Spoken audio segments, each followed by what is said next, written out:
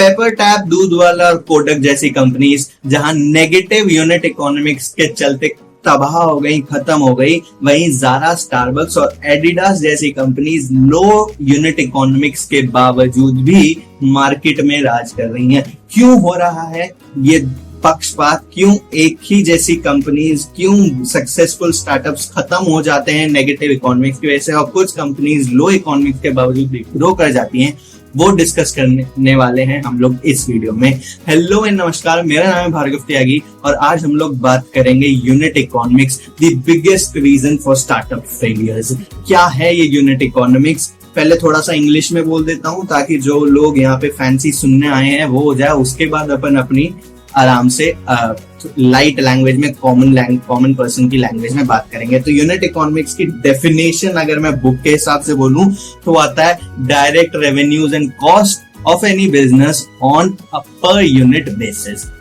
मतलब एक यूनिट, एक पीस, आपके प्रोडक्ट का एक पीस बेचने में आपको कितना खर्चा आ रहा है, उसकी कॉस्ट क्या है और उससे आप कितना प्रॉफिट कमा रहे हैं। बेसिकली कॉस्ट और प्रॉफिट से मिला के रेवेन्यू बनता है, इसलिए मैंने रेवेन्यू की जगह प्रॉफिट को लेके आपको समझाने की कोशिश करना। तो एक प्रोडक्ट के एक पीस को बेचने में कितनी आपकी कॉस्ट आ रही है और कितना आप उस पर प्रॉफिट कमा रहे हैं, ये आपकी एक यूनिट की इकोनॉमिक्स डिफाइन करती है। अगर आप प्रोडक्ट इंडस्ट्री में है तो एक one piece of your product आपकी यूनिट बन सकती है। अगर आप सर्विस इंडस्ट्री में हैं तो आपकी यूनिट बनेगी 1 आवर, जहां पे आपकी आर्ली बेसिस पे पेमेंट होती है। आप किसी कंसल्टेंट के पास जाते हैं, किसी प्रोफेशनल के पास जाते हैं तो वो आर्ली बेसिस पे पेमेंट लेता है। कोई बड़ा लॉयर होगा, कोई एडवोकेट होगा तो वो हियरिंग बेसिस पे पेमेंट लेगा।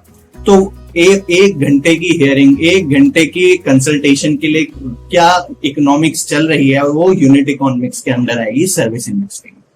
यूनिट इकोनॉमिक्स को सॉल्व करने के लिए, स्ट्रॉन्ग करने के लिए 2 अप्रोचेज हमारे पास आती हैं। एक कंट्रोलिंग स्टैटिस्टिक्स, दूसरी कंट्रोलिंग कस्टमर। कंट्रोलिंग स्टैटिस्टिक्स के लिए पहले मैं आपको एक फाइनेंशियल मॉडलिंग समझाता हूं, जिसमें मैं कुछ टर्म्स यूज करूंगा। हो सकता है वो आपके लिए नहीं हो, रिलैक्स करना, उनका मतलब भी बताऊंगा। फिर मैं अगली सेकंड अप्रोच पे जाऊंगा। पहली अप्रोच कंट्रोलिंग स्टैटिस्टिक्स के अंदर सबसे पहले समझो कि देखो, आप जितना माल बेच रहे हो, जितनी आपकी सेल्स हो रही है, उसको तो कहते हैं हम सेल्स वैल्यू। उस सेल्स वैल्यू में से आप यदि कॉस्ट को कम कर दो तो आपका आ जाता है प्रॉफिट। लेकिन कॉस्ट होती है हमारी 2 टाइप की, एक फिक्स्ड कॉस्ट और एक वेरिएबल कॉस्ट। फिक्स्ड कॉस्ट मतलब वो खर्चे जिन पे आपका कंट्रोल है ही नहीं, जो आपके बिजनेस में होंगे ही होंगे, भले ही आपका बिजनेस चले ना चले, बहुत अच्छा चले, बहुत कम चले, मंदा चले, वो खर्चे तो होंगे ही होंगे। फॉर एग्जाम्पल, जिस ऑफिस में आप बैठे हैं उस ऑफिस का खर्चा, जिस फैक्ट्री में आपका प्रोडक्ट बन रहा है उस फैक्ट्री का रेंट, या तमाम ऐसी चीजें जो आप अवॉइड नहीं कर सकते। अब क्योंकि ये चीजें आपके हाथ में है नहीं, देना है तो मतलब देना ही है, तो हम इस पे ज्यादा डिस्कस नहीं करेंगे, ना ही ये यूनिट इकोनॉमिक्स का पार्ट बनती है। पर सेकंड टाइप की कॉस्ट, वेरिएबल कॉस्ट, वो यूनिट इकोनॉमिक्स का पार्ट बनता है। वेरिएबल कॉस्ट मतलब वो खर्चा जो आपकी प्रोडक्शन के हिसाब से घटता या बढ़ता है। आज अगर मैं ज्यादा प्रोड्यूस करूं तो ये खर्चा बढ़ जाएगा, मैं कम प्रोड्यूस करूं तो ये खर्चा कम हो जाएगा। फॉर एग्जांपल, यदि मेरी फर्नीचर का एक बिजनेस है जहां पे मैं ऑफिस फर्नीचर्स बेच रहा हूं, तो वहां पे लगने वाली लकड़ी, वुड, फेविकॉल, जिससे मैं अपने स्ट्रक्चर्स को जोड़ रहा हूं, वो डायरेक्ट खर्चा हो गया। मैं ज्यादा फर्नीचर बनाऊंगा, ज्यादा लगेगा, कम बनाऊंगा, कम लगेगा, वो हो गई वेरिएबल कॉस्ट। इस वेरिएबल कॉस्ट को जब मैं सेल्स वैल्यू में से लेस करता हूं तो मेरे पास आता है कंट्रीब्यूशन। अब कंट्रोलिंग स्टैटिस्टिक्स की हमारी पहली approach in he variable cost और कंट्रीब्यूशन को पकड़ने की बात करती है। अब ये तो बहुत जनरल सी चीज है, सब लोगों ने आपसे कहा होगा कि भाई कॉस्ट को कम करो, प्रॉफिट को बढ़ाओ। तो जब वो कहते हैं कॉस्ट को कम करो मतलब वेरिएबल कॉस्ट को कम करो, प्रॉफिट को बढ़ाओ मतलब कंट्रीब्यूशन को स्ट्रॉन्ग करो। इसमें तो ज्यादा कुछ बताने जैसा है नहीं, ये तो आपने बाकियों के भी मुंह से सुना होगा। मैं जो आपको डीप डाउन ले जाने वाला हूँ वो आपको लेके जाने वाला हूँ सेकंड अप्रोच में, कंट्रोलिंग कस्टमर। कस्टमर को आप कैसे कंट्रोल कर सकते हो? कस्टमर को आप 2 तरीके से कंट्रोल कर सकते हो। एक उसकी एलटीवी मतलब लाइफ टाइम वैल्यू देख के, और एक उसका कोका मतलब कॉस्ट ऑफ कस्टमर एक्विजिशन, जिसको कुछ लोग कस्टमर एक्विजिशन कॉस्ट कैक भी बुलाते हैं। मैं उसको कोका बोलता हूँ, मेरे को अच्छा लगता है, कोका कोला जैसे राइम करता है तो मैं उसको कोका बोलता हूँ। अब यहाँ पे आपको एलटीवी और कोका का सही बैलेंस बिठाने की जरूरत है ताकि आपकी यूनिट इकोनॉमिक स्ट्रॉन्ग हो। सबसे पहले एलटीवी का मतलब क्या है? एलटीवी का मतलब है कि एक कस्टमर से आप कितना प्रॉफिट बना रहे हैं उसकी जिंदगी में। एक कस्टमर जब से वो आपसे जुड़ा है, जब तक वो मर नहीं जाता, थोड़ा हार्श हो रहा है बट जब तक वो मर नहीं जाता है, जब तक वो आपका प्रोडक्ट यूज करना बंद नहीं कर देता है, यूज करने लायक नहीं बचता, तब तक कितना प्रॉफिट आप उससे जनरेट कर रहे हैं उसको बोलते हैं LTV, life time value of a customer. और कितना पैसा खर्च करके आपने वो एक कस्टमर को जो कि मार्केट में इधर उधर भटक रहा था उसको पकड़ के आप अपने बिजनेस तक लेके आए हो, अपने बिजनेस में अपनी ब्रांड के अंडर में उससे परचेज करवाया, उसे सेल किया है, उसको कहते हैं cost of customer acquisition, Coca. तो एलटीवी और कोका का रिलेशन ऐसा है कि यदि आपका एलटीवी कोका से कम हुआ, फॉर एग्जाम्पल, मैं चलो इसको एक आपको एग्जाम्पल स्टोरी के माध्यम से समझाता हूं। जैसे कि मैंने अभी पीछे बात करी कि मेरा ऑफिस फर्नीचर का बिजनेस है, तो मान लो मैं दिल्ली में हूं, तो दिल्ली में मेरे को अपना बिजनेस एक्सपैंड करना है, बिजनेस चलाना है, मैंने नया बिजनेस खोला है, तो मैं क्या करता हूं, मैं फेसबुक पे एड रन करता हूं, मैं इंस्टाग्राम पे एड रन करता हूं, मैं 10,000 रुपए खर्च करके अपना मार्केटिंग कैंपेन रन कर रहा हूं। उस 10,000 रुपए जो मैंने खर्च किए उससे मेरा कैंपेन फॉर एग्जांपल 2,000 लोगों तक रीच गया, 2,000 लोगों तक पहुंचा। उसमें से 200 लोग मेरी वेबसाइट पे आए और मात्र 20 लोगों ने मेरे से ऑफिस फर्नीचर खरीदा। अब 10,000 रुपए मैंने खर्च किए 20 कस्टमर लाने के लिए, तो मतलब एक कस्टमर लाने के लिए मैंने कितना खर्च किया, 500 रुपया। तो ये 500 रुपीज हो गया मेरा कोका, जो कि मैंने पैसा खर्च किया है एक कस्टमर को अपने तक लाने में, वो हो गया हमारा कोका। अब ये कोका और एलटीवी मतलब जो कस्टमर आया, चलो हम उसको कोई नाम देते हैं, नकुल फॉर एग्जाम्पल, वो एक कस्टमर जिसकी हम बात करें वो नकुल। तो नकुल को लाने में मैंने 500 रुपए खर्च किए और नकुल अपनी पूरी जिंदगी में फॉर एग्जाम्पल मुझसे 30,000 रुपए 30,000 रुपीज का फर्नीचर बाय करता। तो यहाँ पे मेरी एलटीवी या लाइफ टाइम वैल्यू क्या हो गई, 30,000, और मेरा कोका कितना हो गया, 500।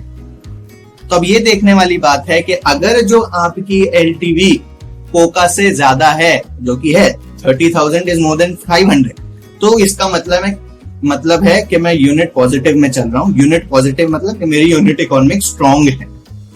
वहीं अगर मेरी एलटीवी कोका से नीचे गिर जाती है, मान लो नकुल आया मेरी वेबसाइट पे, नकुल आया तो, पर उसने 30,000 का कुछ नहीं खरीदा, बस एक बार एक पेन स्टैंड खरीदा, वो भी 100 रुपए का, और उसके बाद वो कभी वापस आया ही नहीं।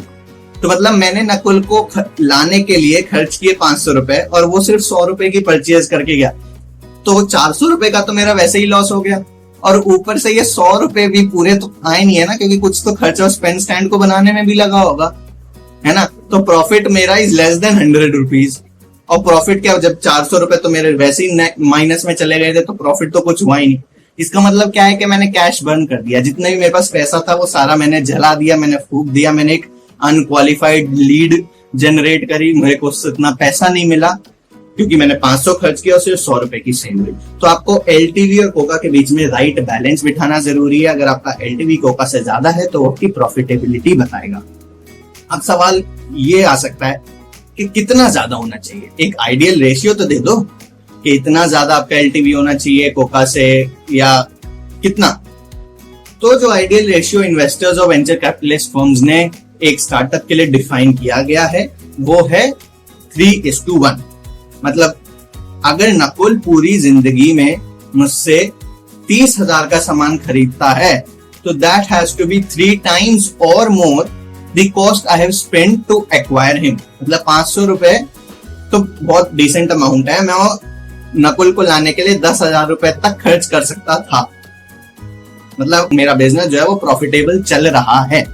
तो एलटीवी इज टू कोका का जो आइडियल रेशियो डिफाइन किया गया है that is more than equal to 3:1 का रेशियो, कि एक कस्टमर अपनी पूरी जिंदगानी में आपसे 3 गुना ज्यादा बाय करना चाहिए जितना पैसा आपने उसको लाने में खर्च किया। ठीक है जी।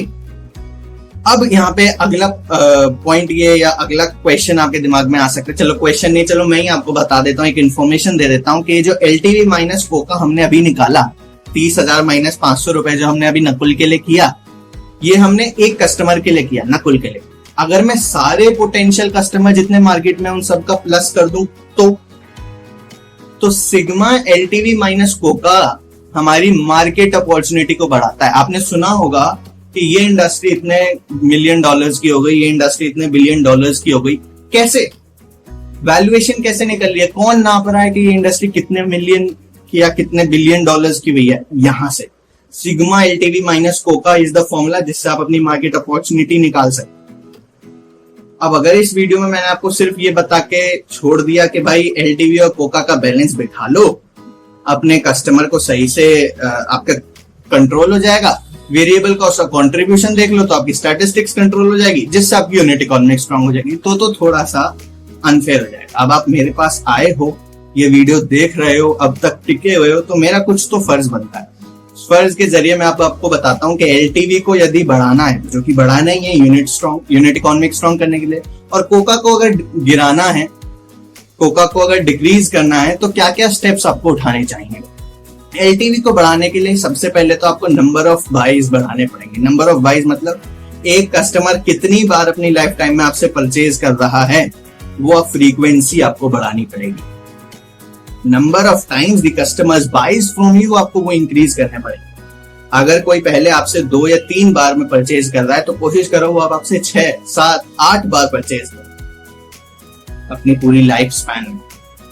और दूसरा तरीका है अपना प्रॉफिट मार्जिन बढ़ाना। ये बहुत कॉमन सा है, आप अपना प्रॉफिट मार्जिन बढ़ा दो, उससे आपका कंट्रीब्यूशन हाथ में आ जाएगा, और कंट्रीब्यूशन हाथ में आते ही आपका यूनिट इकोनॉमिक स्ट्रांग हो जाएगा। कोका को कम करने के लिए, देखो कोका कब आता है, जब आप पैसा खर्च करते हो कस्टमर को लाने के लिए, तो मत करो ना पैसा खर्च। मतलब क्या है, आप ऑर्गेनिक मार्केटिंग की तरफ जाओ, आप वर्ड ऑफ माउथ से फैलने की कोशिश करो, आप वायरल मार्केटिंग करो, जो कि ताकि आप जो है बहुत जल्दी अपने पोटेंशियल बायर्स के बीच में वायरल हो। मीम मार्केटिंग का इस्तेमाल कर सकते हो, मीम्स बहुत जल्दी वायरल होते हैं। या फिर आप रेफरल प्रोग्राम्स लगा सकते हो। एक कस्टमर आया, वो 2 को लेके आया, आगे 4 को लेके आया, 8 को लेके आया, जो कि नॉर्मल पिरामिड सा आपने सुना ही होगा बनते हुए। तो आप ऑर्गेनिक मार्केटिंग ऑप्ट करो, आपका कोका कम होगा। और फ्रीक्वेंसी ऑफ बाइज बढ़ाओ। एवरेज टिकट साइज मतलब एक कस्टमर यदि आपकी वेबसाइट पे आ रहा है, बाय कर रहा है, तो वो ज्यादा से ज्यादा अमाउंट का सामान बाय करके निकले, उसकी कोशिश करो। क्रॉस सेलिंग, अप सेलिंग, बहुत सारे तरीके होते हैं सेलिंग के। आगे आने वाली वीडियोस में हम जरूर उसके बारे में डिस्कस करेंगे, सेलिंग की स्ट्रेटेजीज डिस्कस करेंगे, उन पे ध्यान दो। आपका एलटीवी मजबूत होगा, आपका कोका डिक्रीज होगा, और जैसे जितना आपका एलटीवी मजबूत होगा, आपका 3:1 का जो रेशियो मैंने आपको आइडियल बताया वो भी इंप्रूव होगा, जिसके साथ आपकी यूनिट इकोनॉमिक स्ट्रांग होगी। अच्छा, एक बात बताओ, ऐसे आपके दिमाग में सवाल आ सकता है कि एक बात बताइए, कितने टाइम में मैंने जो नकुल को लाने के लिए 500 रुपए खर्च किए थे, और मान लो नकुल सिर्फ 100 रुपए का ही बाय करके गया मेरे पास से, तो कितने टाइम में बचे हुए 400 रुपए मेरे वसूल लूं? कितने टाइम में बचे हुए 400 रुपए मुझे नकुल से वसूल लेने चाहिए? तो एक आइडियल टाइम, आइडियल पे बैक पीरियड जो नेगेटिव कोका का दिया गया है, वो है 15 महीने।